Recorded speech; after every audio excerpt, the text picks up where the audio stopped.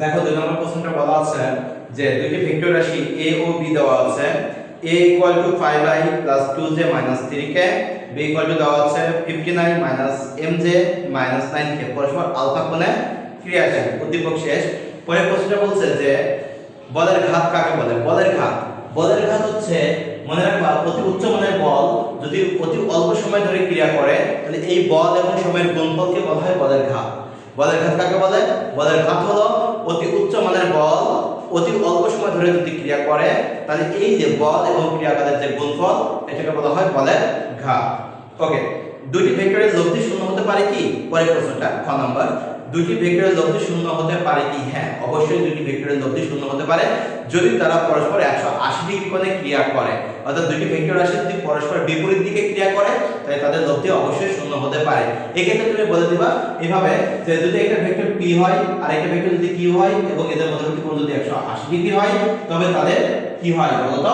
যদি তারা পরস্পর সমান হয় অর্থাৎ p q এবং আলফা যদি 180 হয় তবে তাদের লব্ধি শূন্য হবে। তখন লিখবা যে r = p - q, that means p - p = কত? 0। অর্থাৎ যদি সমমানের দুইটি ভেক্টর পরস্পর বিপরীত দিকে ক্রিয়া করে তবে উহাদের লব্ধি শূন্য হতে পারে।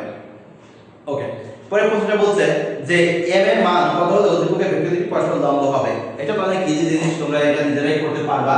এটা হলো p.q = 0, কারণ পরস্পর লম্ব হলে আমাদের কি করতে হবে যে p.q = 0, ডট যখন শূন্য হলে আমাদের পরস্পর লম্ব। তাহলে এখানে দেখো, এখানে আমাদের a আর b দেওয়া আছে, তাহলে আমরা a.b = 0 বসাবো। আর এর মান কত দেওয়া আছে? 5i + 2j - 3k, এর সাথে ডট গুণ হবে 59 - mj - 9k = 0। তাহলে এখানে আমি ক্যালকুলেশন করলে কত হবে?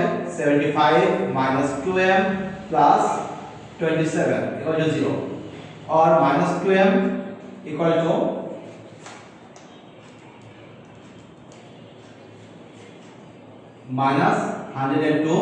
m = 51। তার মানে m এর মান যদি 51 হয় বা 51 হয় তাহলে ভেক্টরের পরস্পর লম্ব হবে। এরপরে বলছে যে m এর মান কত হলে কোনটি বড় বা ছোট? এটা ঘ নাম্বার। ঘ নাম্বার এখানে বলা হচ্ছে যে m = 5 হলে, বলছে m = 5 হলে একটা রাশি দেওয়া আছে 3a + 4b, তার মান বের করো। আর 3a - 4b এটা। তো এখানে হিসাবটা কি? এখানে জাস্ট এইখানে যে a দেওয়া আছে এটা এর মান, এই এর সাথে 3 গুণ করে দিবে, b এর সাথে 4 গুণ করে দিবে, গুণ করবে, আর m এর মান কত? 5 এখানে বসাবে। এখানে জাস্ট যোগ করবে, ভেক্টরের যোগ করে মডুলাস করা মানে কি মান বের করা।